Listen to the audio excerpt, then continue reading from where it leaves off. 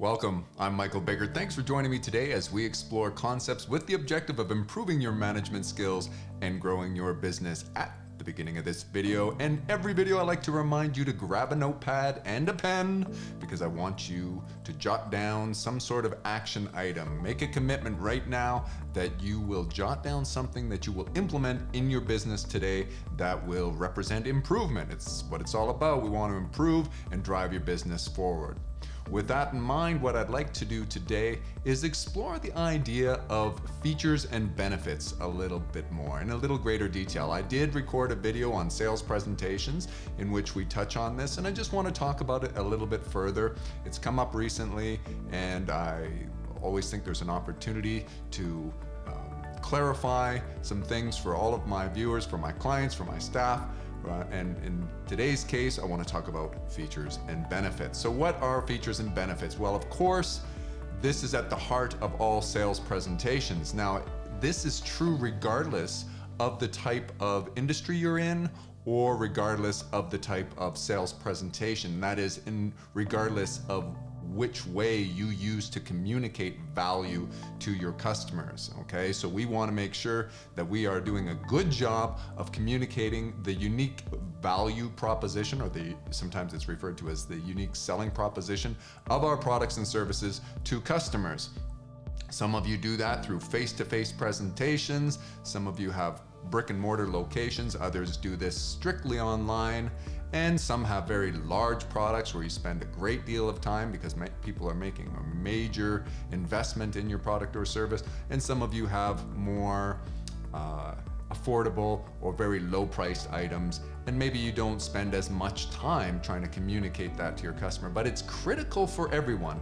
It doesn't matter your industry or the price tag of your business. You need to do a good job of communicating a unique selling proposition, a unique value proposition to customers. Otherwise, they will seek value elsewhere. They will end up going with one of your competitors, and you do have competitors. Regardless of how unique your product is, there are people that offer alternatives for the consumers to spend their money, for the market.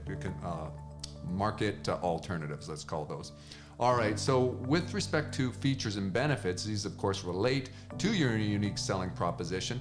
And we've talked about the four constituents of value, that being pricing, customer convenience, the customer experience, and quality. And so what things are, let's define features and benefits and differentiate between the two. What things are you offering through your products or service that give customers benefits? That's at the heart of what people want to know, is how is this going to improve my life? How is this going to solve a problem I have? And they relate to those four constituents of value in some way, is regardless. So for example, if a benefit that you have for your product is that people feel better, and when they, so that might have to do with the customer experience. They indulge in your product in some way and they feel better. Maybe it's a massage, maybe it's some type of consumable item or whatever. They feel better. Why is that? So the benefit is first of all, the point I'm making is that it relates to those four constituents of value.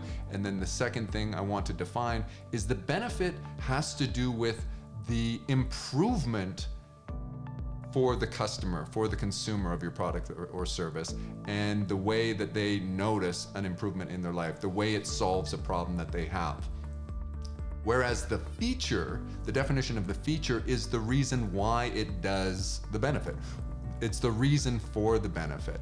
So perhaps you have something unique, like in my example of the massage, you have a special technique. You've studied in the Swiss Alps, I don't know, and you've got the best instructor and you've got this brand new technique and people feel great after your massage.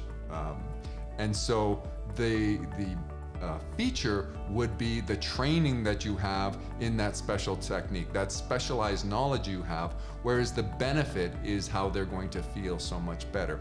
And regardless of what your what your product is, what your service is, what your industry is, people need to understand both the benefits and the features. Now, I always recommend that when you are presenting this, and it doesn't matter whether you're presenting this face-to-face, verbally, or in a digital environment, a virtual environment such as through e-commerce, you need to somehow communicate the benefits to the customers and the reasons for the benefits, that being the features. And how you should do this is by citing the benefits first. That's what really matters to people. Imagine in my example of the massage, if you talked about the specialized knowledge you have, the special training you have, and where it was, and those are all features that led to the benefit. People don't care about that so much. It's like, that's justification. That's a way of explaining to people why you have a unique benefit. But without understanding that there is a unique benefit to the feature, they don't really care about the feature. That's why you should always present your benefits first. And to the extent that you're only gonna present one or the other, you would always want to, of course, present the benefits. If you had a very select or very confined period of time in which to communicate, you know, the proverbial elevator pitch, or you've only got a 15-second radio spot or some sort of communication advertisement in which you have to do it, the benefit needs to come out first, and maybe exclusively. I would recommend that you talk about the features as well.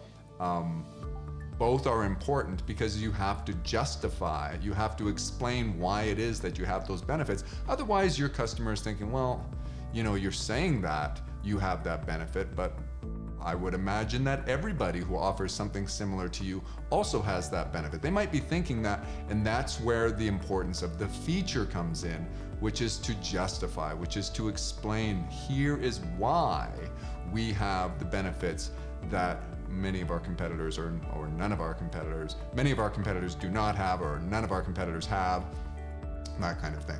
So as you relate this back to those 4 constituent components of value, and it doesn't matter what it is, I want you to think about your business, and I want you to think about your products and your services and the 4 constituent values, the 4 constituent components of value. Once again, let's just review those.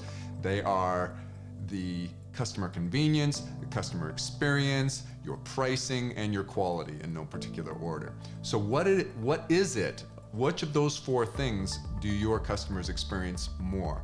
And then the next thing I want you to do, if you're sort of trying to figure this out in your mind's eye and trying to organize this so you can prepare better product presentations, you can prepare better marketing materials to your customers, you first think about that unique value proposition and which of the 4 constituents of value you have a competitive advantage in. And then you ask yourself, why? Why do we have that? So let's say you had better pricing. You are lower priced than the competition, and that may be your value proposition. That may be where you're unique. You're uniquely priced in the marketplace, and people choose you because you represent better value strictly based on the fact that your prices are lower. You have the same quality maybe as your competition. Customer experience and convenience is equal to your competition, and yet you're lower. Of course, that would be a competitive advantage. But why?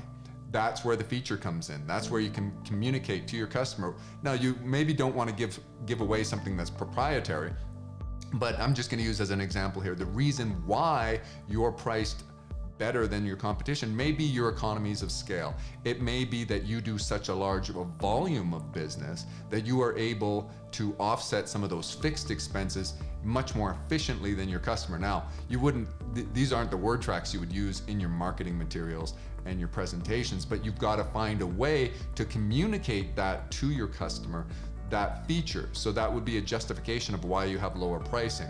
But that's still not the benefit. The benefit is so related to, in that example, lower price. People can kind of automatically make the connection in their mind. They might think of lower price as being a benefit, but I would go a little bit deeper, and I might say something like, you know, by using our product or service, you're going to find that finances are better and you can rest securely knowing you didn't overpay, this kind of thing. What is it about a lower price that makes people feel better? It's not always. I mean, sometimes you choose to spend more on something because you want a benefit. So that's clear. So you can't just assume that people understand that the price being lower is the benefit. So you want to talk about what are the benefits of lower pricing, which may be peace of mind, being able to spend money on. So maybe you offer a product or service that is considered sort of a necessary, I don't want to say a necessary evil, but that's where my mind went. You have something that's necessary, but it's one of those products or services that people are like, yeah, I could do without it. If I didn't have to do this, I wouldn't do it, but I do have to do something like maintenance of equipment or somebody's home or whatever, and it's like you're repairing something and they would prefer not to have to do the repair or whatever. But insofar as I have to do the repair, I'd like, as long as the quality and convenience is good, I would like to make sure I'm saving money. So then you might say, the benefit in this case of lower pricing is that you can spend your money on those things which you really prefer to spend your money on. Now, I'm not here to give you word tracks for your marketing today. I just want to sort of differentiate between I want to explain the relationship between the 4 constituents of value, which all of you should memorize and you should explore, and then I want to differentiate between the concept of a feature and a benefit and how you use that in your sales presentations, okay? So there was the example of price, and let's just use one more example. Let's say you have greater convenience for people, and why is that? So you would start with the benefit in your presentation. You would say to people, one of the benefits you'll experience with us is having things on your doorstep the next day, great convenience, never having to leave your home in order to get this particular product or service or whatever we offer this. So you're in some way talking to them about the convenience and mentioning the benefits, and you're painting the picture of the benefits in a way that they see how it's improving their life, how it's solving a problem. I might be doing a poor job in trying to give specific examples because I don't have a specific business off the top of my head that I'm trying to relate to anybody who's watching this. And but that's what you would do. You would try to explain the benefit first and then the feature as to why. Why is it that you have greater convenience than the alternatives that people have for spending their money? And it may be that you have a more robust delivery channel, and you might have a better fleet of drivers, or you might have a greater distribution network where you have, through all areas of the particular geographical region or whatever, you have a quicker way to get your product out to people than some of the competition. So that's the feature. The benefit is they're not going to have to wait as long, and they can get their product immediately, and that relates to that constituent of value, which is convenience. So work your way through that. So getting back to what I'd like you to do today so that you can benefit from this, so that you can implement something in your business, is I want you to start with, okay, what is the unique value proposition of my product or service? Is it my pricing? Is it my quality? Is it my convenience? And is it my customer experience? Or it should be maybe a combination of those things. And what are those things that are the greatest and where you shine? Then the next thing I want you to do is ask yourself, now how do I communicate this to my customer? Why is it? First, before you talk about how you communicate to your customer, ask yourself why. Why is it true that you have that unique value proposition? Why do you have better pricing? Why do you have better quality? Why is it that you have greater convenience and a better customer experience? Once you've sort of itemized and list out those reasons for why that's true, and then figure out what it is, the answer to why it's true will probably lead you to the features. And then you can itemize all the features you have. When there's a new gadget that's released, maybe Apple releases a new phone, a new version of the iPhone or whatever, they're always talking about the latest technology. Maybe they've improved the chip that goes inside the iPhone or whatever. Those are features, and you can appreciate now, when I use that example, you can appreciate it's like, well, I maybe don't know anything about microchips.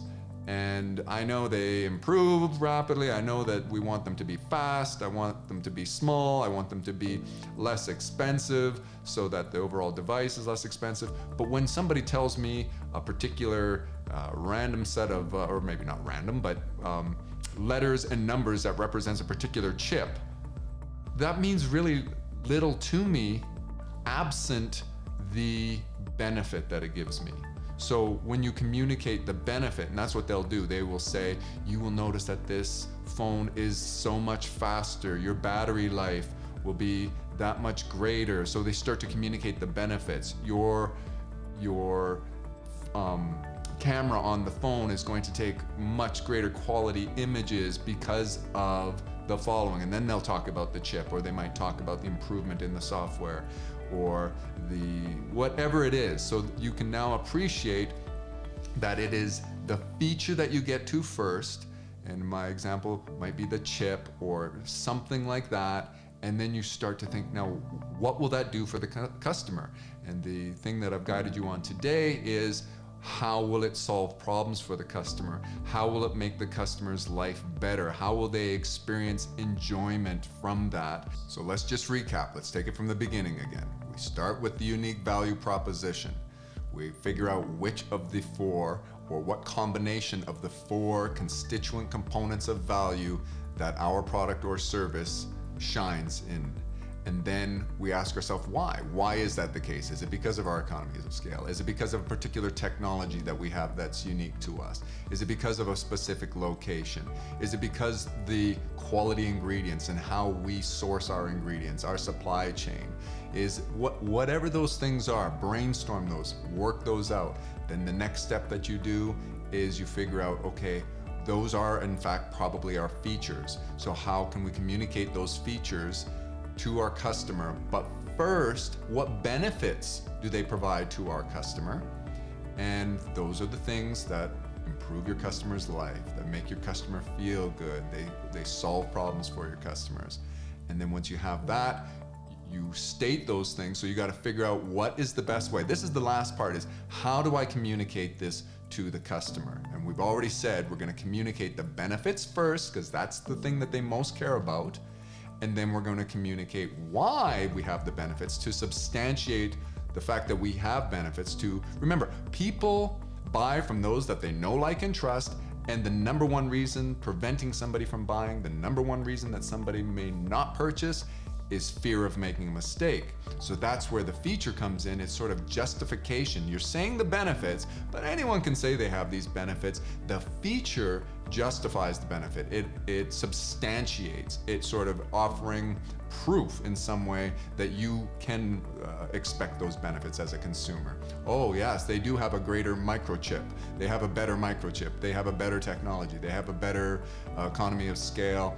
Therefore, I can expect better pricing. They have a better means of production than their competition, or whatever it is. You've got to figure that out for your product or service, and then start to communicate that. So that's the last part we're going to wrap up on today, is how do I communicate this? And that's going to depend on whether you have a face-to-face presentation. How do you do your presentations? How do you primarily communicate with your customer? Now, many of you will communicate in multiple means, right? You may start with content in your social media, and then that converts people to your website, and on your website they get more information, and then they book an appointment, and maybe you do a sales presentation in person or virtually or over the phone or through a customer service channel mechanism, either the chat or whatever it may be, customer service order taking over the phone, whatever it happens to be. You've got to figure that out.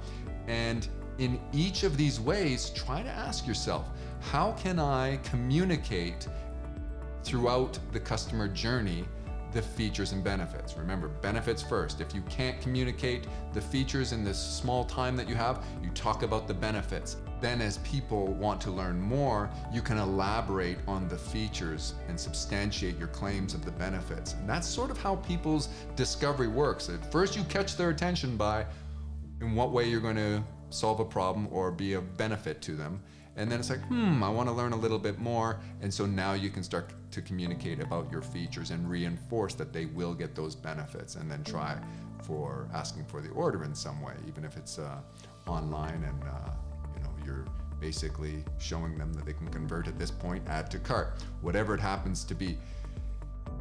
Work with your marketing team and your sales team and try to figure out, brainstorm with one another, ask yourselves, what word tracks do we need to use? And then if you're trying to do this in social media, maybe all you'll have is a little banner that will pique someone's interest by asking a question that implies a benefit that is of interest to them, and they click on that and they convert to somewhere, a landing page on your website where you have more information. So you may have some copywritten material there that explains more about the benefits that they can expect and the features that support those benefits, or a video. So you start to ask yourself, what materials do I need to put together to continually reinforce these benefits and the features? That's it in a nutshell. I don't know if that's considered a nutshell, and this is a really important topic. I think this is something that you want to spend some time on today. I hope you took some kind of notes that will lead you to some action. It's one of these things, once again, that should seem sort of intuitive, but most of the clients I have, they're so busy working their business, they're so caught up in the day-to-day of their business that they're not spending the time to improve the business, to work on ways to innovate, add more value, and to scale their business. And that's what these discussions are meant to do. And so for those entrepreneurs, business owners, and managers or aspiring managers who are watching this, take the time every day, take some time and then start to do these little homework assignments and explore, and then implement the things. Convert these into little implementable action items and sort of put them on your calendar. I'm going to do this today that is going to lead to greater and greater success. We're trying to convert customers. We're trying to convert those prospective customers and leads into revenues and profits and grow your business. That's what it's all about. That's where I want to leave it today. I hope you got something out of this. Please leave a comment and let me know what is a little unclear. Where would we need to elaborate? What do you disagree with? What have you done that maybe somebody else who's watching and reading the comments might benefit from? We need to learn from one another. Perpetual refinement.